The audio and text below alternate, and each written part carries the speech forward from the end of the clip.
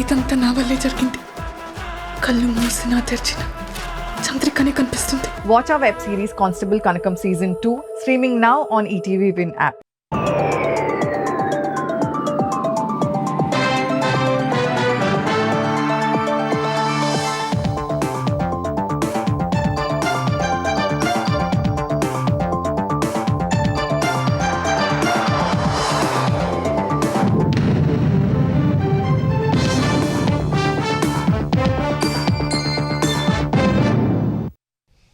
నమస్కారం, ఈటీవీ న్యూస్కు స్వాగతం. ముందుగా ముఖ్యాంశాలు.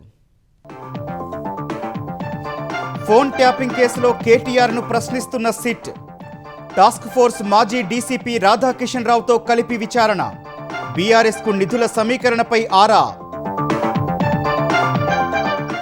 ఏనాడు అక్రమ అనైతిక పనులు చేయలేదన్న కేటీఆర్. కేసులు కొత్త కాదని స్పష్టీకరణ. కాంగ్రెస్ హామీలపై రేవంత్ను నిలదీస్తూనే ఉంటామని వ్యాఖ్య. కేటీఆర్ వ్యాఖ్యలపై మండిపడిన కాంగ్రెస్. తెలంగాణ ఉద్యమ స్ఫూర్తిని అవమానించారని విమర్శ. ఆధారాలు ఉన్నా ఎందుకు అరెస్టు చేయడం లేదన్న బీజేపీ. ఏపీ మద్యం కేసులో మిథున్ రెడ్డిని ప్రశ్నిస్తోన్న ఈడీ. ముడుపుల సొమ్ము ఎవరెవరికి వెళ్లిందనే వివరాలపై విచారణ చేస్తున్న అధికారులు.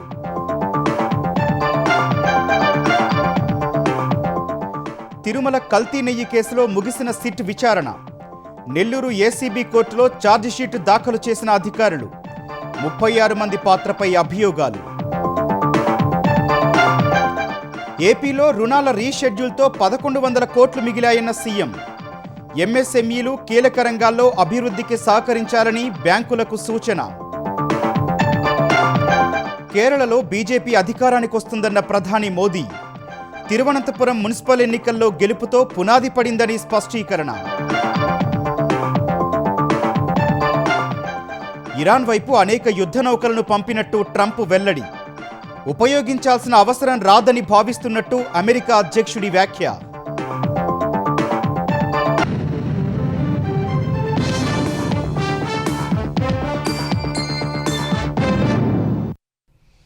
తెలంగాణలో కలకలం రేపిన ఫోన్ అక్రమ ట్యాపింగ్ కేసు దర్యాప్తులో భాగంగా బీఆర్ఎస్ కార్యనిర్వాహక అధ్యక్షుడు కేటీఆర్ను సిట్ విచారిస్తోంది. తెలంగాణ భవన్లో పార్టీ ముఖ్య నేతలతో సమావేశమైన తర్వాత కేటీఆర్ జూబ్లీహిల్స్ ఏసీపీ కార్యాలయానికి వెళ్లారు. ఇదే కేసులో హరీష్ రావును విచారించిన సిట్ అధికారులు ఇప్పుడు కేటీఆర్ను ప్రశ్నిస్తున్నారు. టాస్క్ ఫోర్స్ మాజీ డీసీపీ రాధాకిషన్ రావును కలిపి కేటీఆర్ను సిట్ బృందం ప్రశ్నిస్తోంది. అంతకుముందు మాట్లాడిన కేటీఆర్ తాను ఏనాడు అక్రమ అనైతిక పనులు చేయలేదన్నారు. కేసులు తమకు కొత్త కాదని, బెదిరింపులకు భయపడబోమని స్పష్టం చేశారు. ఫోన్ ట్యాపింగ్ కేసులో బీఆర్ఎస్ కార్యనిర్వాహక అధ్యక్షుడు కేటీఆర్ సిట్ విచారణకు హాజరయ్యారు. ఇదే కేసులో ఈ నెల 20న మాజీ మంత్రి హరీష్ రావును ప్రశ్నించిన ప్రత్యేక దర్యాప్తు బృందం కేటీఆర్కు సెక్షన్ 160 సిఆర్పిసి కింద సాక్షిగా నోటీసు జారీ చేసింది. ఈ ఉదయం 11 గంటలకు జూబ్లీహిల్స్లోని కార్యాలయానికి రావాలని సూచించింది. కేటీఆర్ విచారణ దృష్ట్యా పలువురు బీఆర్ఎస్ నేతలను ముందస్తు అరెస్టు చేసిన పోలీసులు తెలంగాణ భవన్, జూబ్లీహిల్స్ పిఎస్ వద్ద పెద్ద సంఖ్యలో బలగాల్ని మోహరించారు. ఫోన్ అక్రమ ట్యాపింగ్ జరిగిందంటూ 2024 మార్చిలో పంజాగుట్ట ఠాణాలో నమోదైన కేసుపై దర్యాప్తు చేస్తున్న సిట్ ముందు హాజరయ్యేందుకు కేటీఆర్ ఈ ఉదయం తన నివాసం నుంచి తెలంగాణ భవన్కు బయలుదేరారు. తెలంగాణ భవన్లో పార్టీ నేతలతో చర్చలు జరిపిన కేటీఆర్ తాను ఏనాడు అక్రమ అనైతిక పనులు చేయలేదన్నారు. ఈ తరహా కేసులు తమకు కొత్త కాదని, బెదిరింపులకు భయపడబోమని అన్నారు. సీఎం రేవంత్ రెడ్డే తన మంత్రులు సహా మా అందరి ఫోన్లు ట్యాప్ చేయిస్తున్నట్టు ఆరోపించారు. అనుక్షణం ప్రజల కోసమే పనిచేశామన్న కేటీఆర్ తామేం తప్పు చేశామని ప్రశ్నించారు. తప్పు చేసినోడు భయపడతాడు, తప్పు చేయనోళ్ళు ఎవరికి భయపడడు. ముమ్మాటికి ఒకటి మాత్రం పక్క, ఈ కేసు ఇంతటితో మేము వదిలిపెట్టాం. నా క్యారెక్టర్ అసాసినేషన్ కి బాధ్యులైన రేవంత్ రెడ్డిని, ఆయన తొత్తులుగా పనిచేస్తున్న పోలీసులు కొంతమంది, అందరినీ కాదు, వాళ్ళని నేను కూడా వదిలిపెట్టను. ఎందుకు వదిలిపెట్టను? ఎందుకంటే నా వ్యక్తిత్వం హననం చేస్తూ ఉన్నారు. లేని లింకులు అంటగట్టి, లేని రంకులు అంటగట్టి, నాకు ఇష్టం ఉన్నట్టు ఎవరెవరో యాక్టర్లకు లింకులు పెట్టి చిల్లర రాజకీయం ఏదైతే చేస్తున్నారో ఈ విషయంలో నేను మాత్రం వదిలిపెట్టను. మీరేదో ఇవాళ ముఖ్యమంత్రి హార్వర్డ్కి పోయిండు, ఆయన వచ్చే వరకు టైంపాస్ చేద్దాము అని చెప్పి మీరు డ్రామా చేస్తున్నారు. మాకు తెలుసు, ధారావాహికలాగా నడుపుతా ఉన్నారు. మాకేం ఇబ్బంది లేదు. మీరు ఎన్నిసార్లు పిలిచినా వస్తాం. ఎందుకంటే చట్టాన్ని గౌరవించే పౌరులం, తప్పకుండా వస్తాం. మేము తప్పు చేయలేదన్న మాటనే చెప్తాము. మీరు ఎన్ని రకాల డైవర్షన్ గేమ్లు ఆడినా మా గురి మొత్తం కూడా ఈ ప్రభుత్వ అసమర్థత మీద, మీ అవినీతి మీద, మీరు ప్రజలకిచ్చి ఎగ్గొడుతున్న హామీల మీద, వీటిని ఎండగడుతూనే ఉంటాం. 100% వదిలిపెట్టకుండా ప్రాణం పోయేదాకా పోరాడుతూనే ఉంటాం. అనంతరం తెలంగాణ భవన్ నుంచి బయలుదేరిన కేటీఆర్ జూబ్లీహిల్స్ పిఎస్లో సిట్ విచారణకు హాజరయ్యారు. ఈ విచారణలో బీఆర్ఎస్ ఆర్థిక లావాదేవీలపై సిట్ ప్రశ్నిస్తున్నట్టు తెలుస్తోంది. బీఆర్ఎస్కు ఎలక్టోరల్ బాండ్లు సహా వేరే రూపంలో ఆర్థిక వనరులు సమకూర్చుకోవడంలో ఫోన్ అక్రమ ట్యాపింగ్ పాత్రపై అధికారులు ప్రశ్నిస్తున్నట్టు సమాచారం. దేశ రక్షణ, ప్రజల భద్రత కోసం ఫోన్లు ట్యాపింగ్ చేయడం చట్టబద్ధమేనని బీఆర్ఎస్ నేత ఆర్ఎస్ ప్రవీణ్ కుమార్ అన్నారు. ఫోన్లు, ఈమెయిల్స్ ట్యాపింగ్ చేస్తున్నామని గతంలో మన్మోహన్ సింగ్ పార్లమెంట్లోనే చెప్పారని గుర్తు చేశారు. అన్ని రాష్ట్రాల్లో ఫోన్ ట్యాపింగ్ జరుగుతున్నా ఎక్కడా చర్చ జరగటం లేదన్నారు. ఈ విషయాన్ని రాజకీయం చేసిన ఘనత రేవంత్ సర్కార్కే దక్కుతుందన్నారు. ఫోన్ ట్యాపింగ్ కేసులో కేసీఆర్, కేటీఆర్, హరీష్ రావు నిజమైన బాధితులని ప్రవీణ్ కుమార్ పేర్కొన్నారు. ఈ ట్యాపింగ్ అనేది నేరం కాదు అనేది తెలంగాణ ప్రజలందరూ కూడా గుర్తించాలి. ఈ ట్యాపింగ్ అనేది చట్టబద్ధమే అని చెప్పి స్వాతంత్రం రాంగమునుపే 1885 సంవత్సరంలోనే ఆనాటి బ్రిటిష్ పాలకులు ఈ ట్యాపింగ్ కోసం ఒక చట్టం రూపొందించారు. భారతదేశం స్వాతంత్రం వచ్చిన తర్వాత కూడా ఈ ట్యాపింగ్ కంటిన్యూ అవుతూనే ఉన్నది. దేశంలో ఉండే కేంద్ర ప్రభుత్వం, దేశంలో ఉండే రకరకాల రాష్ట్ర ప్రభుత్వాలన్నీ కూడా దేశ రక్షణ కోసం, అంతర్గత భద్రత కోసం, ప్రజల శ్రేయస్సు కోసం టెర్రరిస్టు దాడులు జరగకుండా ట్యాపింగ్ చేయవచ్చని చట్టమే చెప్తున్నది. ఇది నేరం కాదు. ఏ రాష్ట్రంలో కూడా దీని మీద చర్చ జరగడం లేదు. కేవలం తెలంగాణలో జరుగుతుంది. చట్టబద్ధంగా జరుగుతున్న ఈ ట్యాపింగ్ వ్యవహారాన్ని బజారుకి ఇచ్చిన అపఖ్యాతి ఇలా రేవంత్ రెడ్డి గారు మూటగట్టుకున్నారు. దీనివల్ల దేశ ప్రజల భద్రత, తెలంగాణ ప్రజల భద్రత కూడా ప్రమాదంలో పడ్డది.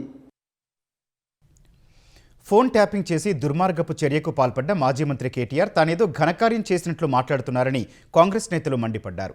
అధికారం కోసం ఎంతకైనా తెగిస్తామని కల్వకుంట్ల కుటుంబం నిరూపించిందని ఆరోపించారు. ఎవరిని విచారణ చేయాలనేది సిట్ పరిధిలోని అంశమని, ఇందులో ప్రభుత్వం ఏమాత్రం జోక్యం చేసుకోలేదని స్పష్టం చేశారు. తెలంగాణ ఉద్యమ స్ఫూర్తిని, అమరవీరుల త్యాగాలను అవమానించేలా బీఆర్ఎస్ నాయకులు వ్యవహరించారని విమర్శించారు. వ్యక్తిగత భద్రతకు భంగం కలిగించేలా హైకోర్టు న్యాయమూర్తులు, ప్రజాప్రతినిధులు, సివిల్ సర్వీస్ అధికారుల ఫోన్లు ట్యాప్ చేశారని ఆరోపించారు.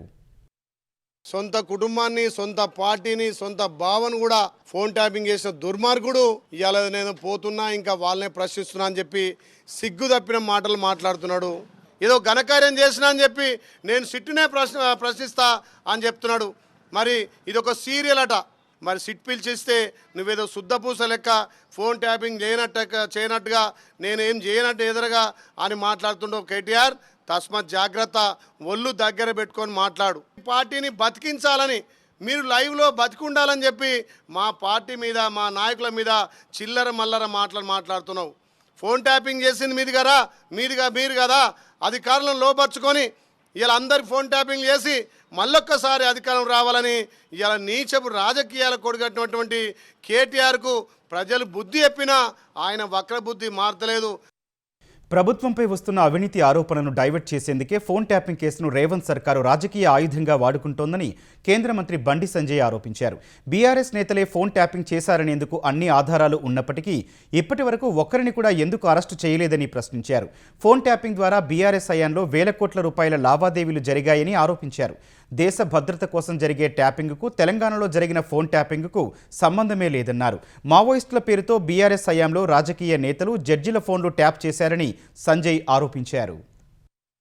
కేసీఆర్ కుటుంబమే ఈ దారుణానికి పాల్పడ్డప్పుడు మరి కేసీఆర్ కుటుంబాన్ని వాంగ్మూలం కోసం పిలిచిర్రా? వాళ్ళ అక్యూజ్లు దిల్లా, వాళ్లే దొంగలు కాబట్టి విచారణ కోసం పిలిచిర్రా? ఒక్క వ్యక్తిని అరెస్ట్ చేయకపోతారు మీరు, ఒక్క వ్యక్తిని. దీనికి మూల కారణమైనటువంటి ప్రభాకర్ రావు అనే వ్యక్తిని కాపాడడానికి ఈ కాంగ్రెస్ పార్టీ ప్రభుత్వం ఏ విధంగా సహకరించిందో జగమెగిన సత్యం. అంటే ఈ ప్రభుత్వానికి కేసీఆర్ కుటుంబాన్ని అరెస్ట్ చేసే దమ్ము లేదు వీళ్ళకు. ఏదైనా సమస్య వచ్చినప్పుడు, అవినీతి ఆరోపణలు వచ్చినప్పుడు దాన్ని డైవర్ట్ చేయడానికి ఈ సిట్ అనేది ఆయుధంగా మారింది వాళ్ళకి.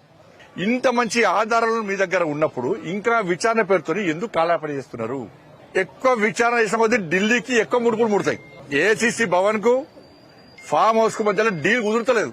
ఆ డీల్ కుదరకపోవడం వల్లనే ఇదంతా తతంగం, ఈ టైం పాస్ విచారణ జరుపుతా ఉన్నారు వీళ్ళు. వైసీపీ హయాం నాటి మద్యం కుంభకోణం కేసులో ఆ పార్టీ ఎంపీ మిథున్ రెడ్డి విచారణ కొనసాగుతోంది. మిథున్ రెడ్డితో పాటు శర్వాణి ఇండస్ట్రీస్ మేనేజింగ్ డైరెక్టర్ను ఈడీ అధికారులు విచారణకు పిలిచారు. మద్యం ముడుపుల సొమ్ము ఎవరెవరికి వెళ్లిందనే వివరాలపై అధికారులు ఆరా తీస్తున్నారు. మిథున్ రెడ్డికి చెందిన పిఎల్ఆర్ ఇన్ఫ్రా కంపెనీలోకి మద్యం కుంభకోణం డబ్బులు చేరినట్టు ఇప్పటికే అధికారులు గుర్తించారు. మిథున్ రెడ్డి విజ్ఞప్తి మేరకు మద్యం కేసులో A1గా ఉన్న రాజ్ కేసిరెడ్డికి 100 కోట్లు అప్పుగా ఇప్పించారని విజయసాయిరెడ్డి చెప్పడంతో ఆ వివరాలపైన అధికారులు ఆరా తీస్తున్నారు. వైసీపీ హయాంలో ముడుపులిచ్చిన డిస్టిలరీస్కే మద్యం ఆర్డర్లు కట్టబెట్టేలా చేయడంలో కీలకంగా వ్యవహరించి ముడుపులు పుచ్చుకున్నారనే ఆరోపణలు మిథున్ రెడ్డిపై ఉన్నాయి. ముడుపుల సొమ్మును 22 షెల్ కంపెనీలకు మళ్లించారని దర్యాప్తు సంస్థలు అనుమానిస్తున్నాయి. వీటన్నింటిపైన ఈడీ అధికారులు కూపీ లాగుతున్నారు. తిరుమల తిరుపతి దేవస్థానం కల్తీ నెయ్యి కేసులో విచారణ ముగించిన ప్రత్యేక దర్యాప్తు బృందం నెల్లూరు ఏసీబీ కోర్టులో ఛార్జ్షీట్ దాఖలు చేసింది. కల్తీ నెయ్యి కేసు విచారణకు సుప్రీంకోర్టు ఆదేశాలతో రాష్ట్ర ప్రభుత్వం సిబిఐ నేతృత్వంలో సిట్ను ఏర్పాటు చేసింది. 15 నెలల పాటు 12 రాష్ట్రాల్లో విచారించిన సిట్ కేసు మూలాలు తొలుత తమిళనాడులో ఉన్నట్లు భావించింది. ఈ వ్యవహారంలో బోలేబాబా ఆర్గానిక్ డైరీ డైరెక్టర్లు పొమిల్ జైన్, విపిన్ జైన్లు కీలక సూత్రధారులుగా వ్యవహరించారని సిట్ అధికారులు గుర్తించారు. ఆంధ్రప్రదేశ్తో పాటు 12 రాష్ట్రాలకు చెందిన సంస్థలు, వ్యక్తుల హస్తం ఉన్నట్లు ఛార్జిషీట్లో వెల్లడించారు.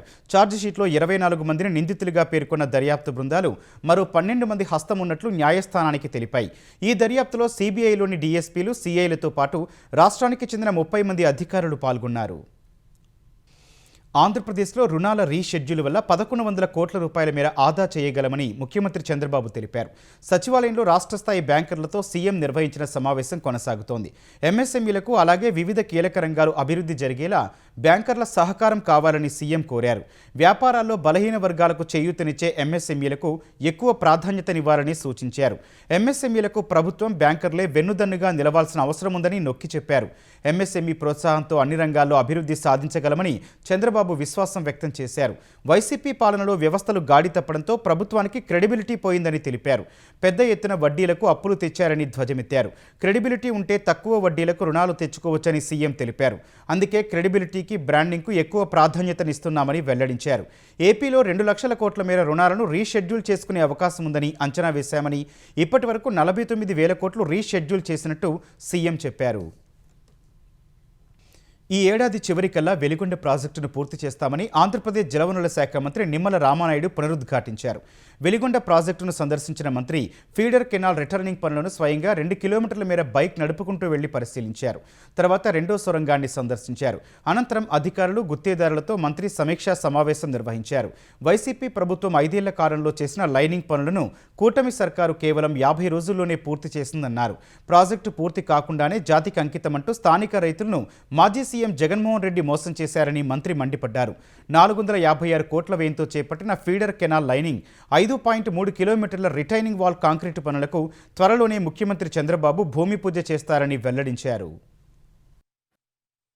వెలిగొండ 2026 కల్లా పూర్తి చేయాలనేటువంటి చంద్రబాబు నాయుడు గారి యొక్క సంకల్పానికి అనుగుణంగా వారం వారం రివ్యూ చేసుకుంటూ ప్రతి 10 రోజులకి 15 రోజులకి క్షేత్రస్థాయిలో పర్యటన చేస్తూ అటు ఏజెన్సీలకి, ఇటు అధికారులకి దశ దిశ నిర్దేశం చేస్తూ లక్ష్యాన్ని అందుకునేటువంటి విధంగా పనులు జరుగుతున్నటువంటి పరిస్థితి. ఎందుకు ఈ మాట చెప్తూ ఉన్నానంటే, గత 5 సంవత్సరాల వైఎస్ఆర్సీపీ పాలనలో ఈ లైనింగ్ చూస్తే 705 మీటర్లు చేశారు. మరి ఈరోజు ఈ 18 నెలల కాలంలోనే చూస్తే 3664 మీటర్లు చేశాం. అంటే వాళ్ళు 5 సంవత్సరాల్లో చేసినటువంటి పని మేము 50 రోజుల్లో చేసాం కూటమి ప్రభుత్వం. అంటే ఏ రకంగా లక్ష్యాన్ని అందుకునే విధంగా ఈ పనులు జరుగుతున్నాయో ఈ బెంచింగ్, లైనింగ్ పనులే దీనికి ఉదాహరణ అని చెప్పి మీ ద్వారా తెలియజేసుకుంటున్నాం. అమరావతి రాజధాని నిర్మాణానికి భూములిచ్చిన రైతులకు పెండింగ్ ప్లాట్ల కేటాయింపు ప్రక్రియ ప్రారంభమైంది.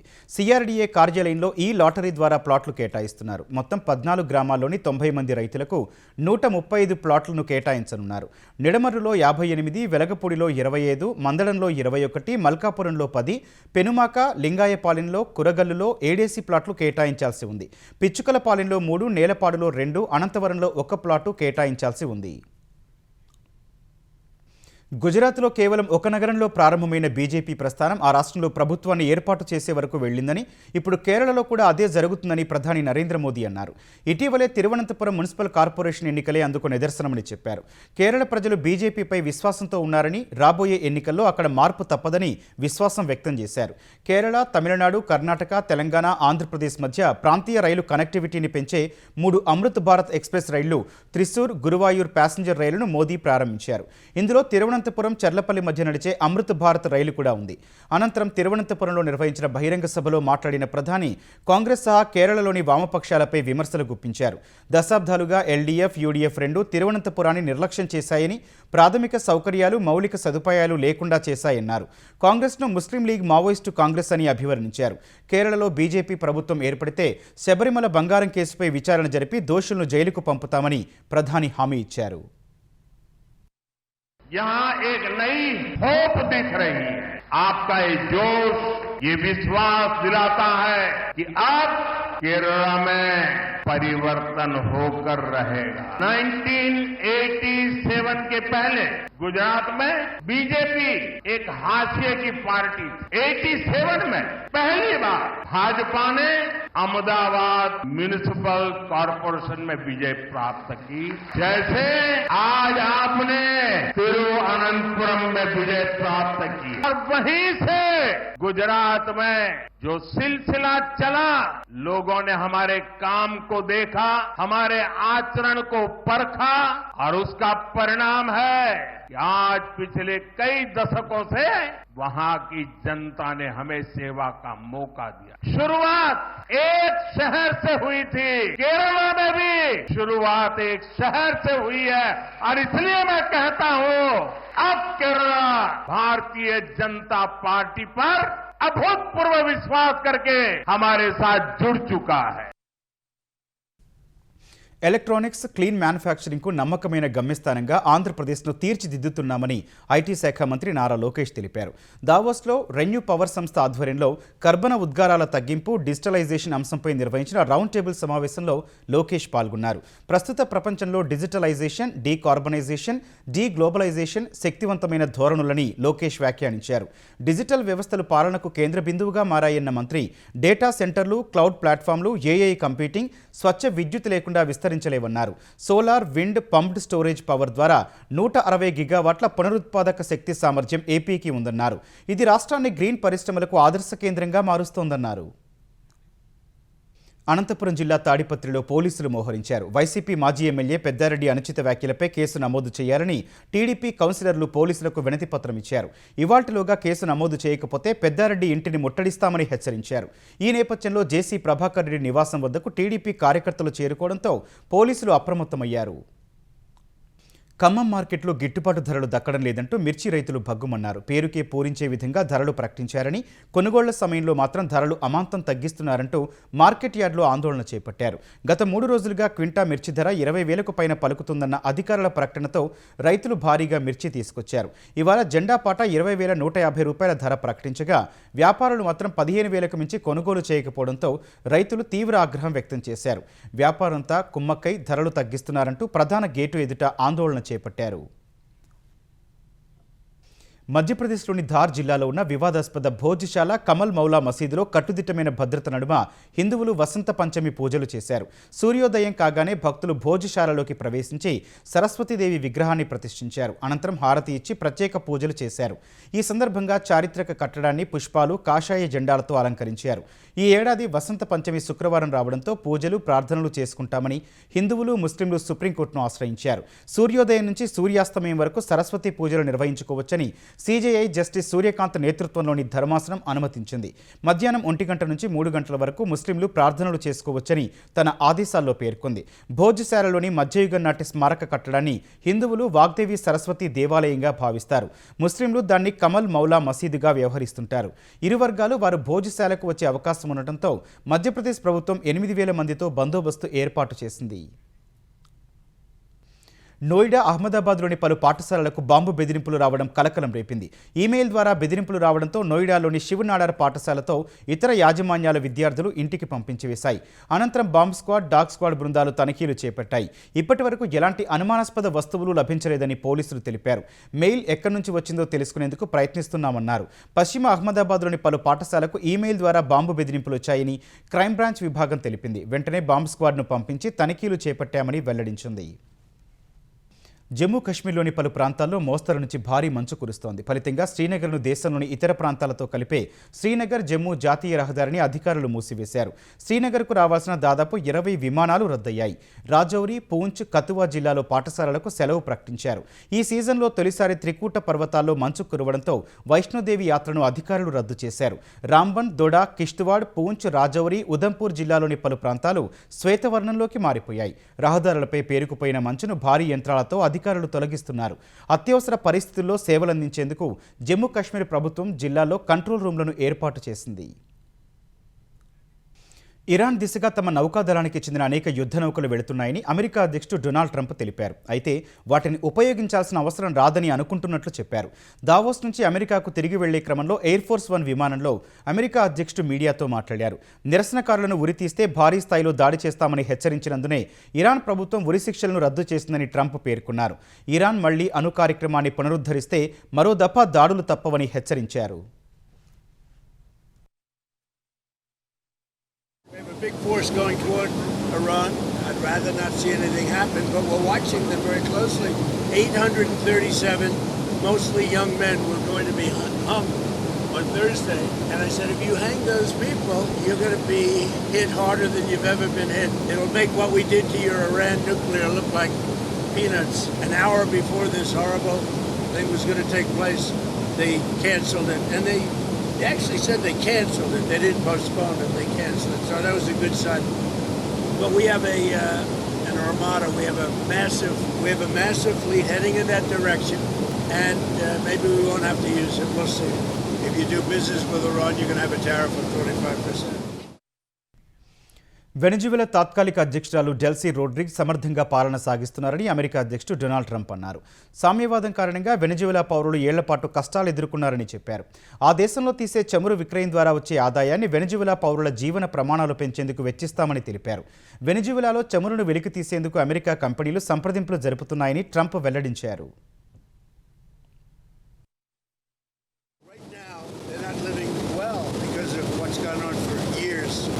Drilling very soon. We have the biggest companies in the world. They're all negotiating right now.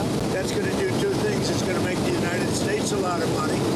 And it's also, it's going to make Venezuela a lot of money, but it's also going to bring down oil prices even further. Prices are coming down very rapidly, including groceries, including just about everything. We're pumping more oil right now. We're drilling more oil than at any time in the history of our country by far. ప్రపంచ ఆరోగ్య సంస్థ WHO నుంచి America వైదొలిగింది. ఈ మేరకు America ఆరోగ్య శాఖ, విదేశాంగ శాఖ సంయుక్త ప్రకటన విడుదల చేశాయి. కరోనా సమయంలో WHO ఘోరంగా విఫలమైందని మంత్రులు మార్కో రూబియో, రాబర్ట్ కెనడీ జూనియర్లు పేర్కొన్నారు. WHO వైఫల్యం వల్ల అమెరికన్లకు జరిగిన నష్టాన్ని సరిదిద్దడానికి ప్రయత్నిస్తున్నామని తెలిపారు. ప్రపంచ ఆరోగ్య సంస్థ తన ప్రధాన లక్ష్యాన్ని విస్మరించి పదే అమెరికా ప్రయోజనాలకు వ్యతిరేకంగా వ్యవహరించిందని ఆరోపించారు. WHOకు అధికంగా నిధులు సమకూరుస్తున్న ఆ సంస్థ అమెరికా ప్రయోజనాలకు విరుద్ధంగా శత్రు దేశాల ఎజెండాను అనుసరించేదని అమెరికా మంత్రులు ప్రకటనలో పేర్కొన్నారు. రెండోసారి అధ్యక్ష బాధ్యతలు చేపట్టాక WHO నుంచి వైదొలుగుతామని డొనాల్డ్ ట్రంప్ ప్రకటించారు. అందుకు అనుగుణంగానే తాజాగా ఆ సంస్థ నుంచి అమెరికా బయటకు వచ్చింది. WHOపై పలు సందర్భాల్లో ట్రంప్ విరుచుకుపడ్డారు. ఆ సంస్థ చైనాకు అనుకూలంగా వ్యవహరిస్తోందని ఆరోపించారు. కర్ణాటకలో బైక్ ట్యాక్సీలు నడపడానికి ఆ రాష్ట్ర హైకోర్టు అనుమతి ఇచ్చింది. ఈ మేరకు ప్రధాన న్యాయమూర్తి జస్టిస్ విభు బఖ్రా నేతృత్వంలోని ద్విసభ్య ధర్మాసనం గతేడాది ఏప్రిల్లో సింగిల్ బెంచ్ ఇచ్చిన ఉత్తర్వులను పక్కన పెడుతూ తాజా ఉత్తర్వులు జారీ చేసింది. రవాణా వాహనాలుగా నమోదు చేసుకున్న బైక్లను కాంట్రాక్ట్ క్యారేజీలుగా నడపడానికి అనుమతి ఇవ్వాలని కర్ణాటక ప్రభుత్వాన్ని ధర్మాసనం ఆదేశించింది. చట్ట ప్రకారం పర్మిట్లకు అవసరమైన షరతులను ప్రాంతీయ రవాణా ప్రాధికార సంస్థ RTA విధించవచ్చని తెలిపింది. హైకోర్టు తాజా నిర్ణయంతో కర్ణాటక బైక్ ట్యాక్సీ సేవలను తిరిగి ప్రారంభించడానికి మార్గం సుగమమైంది. అయితే ప్రభుత్వం విధించే షరతులకు లోబడి ఈ సేవలు నడవాల్సి ఉంటుంది. కర్ణాటకలో బైక్ ట్యాక్సీల కారణంగా ట్రాఫిక్ సమస్యలు, భద్రతా పరిణామాలు తలెత్తుతున్నాయని గతంలో నిపుణుల కమిటీ కర్ణాటక హైకోర్టుకు నివేదిక సమర్పించింది. వీటిని పరిగణలోకి తీసుకుని గతేడాది హైకోర్టు సింగిల్ బెంచ్ కర్ణాటకలో బైక్ ట్యాక్సీలపై నిషేధం విధించింది.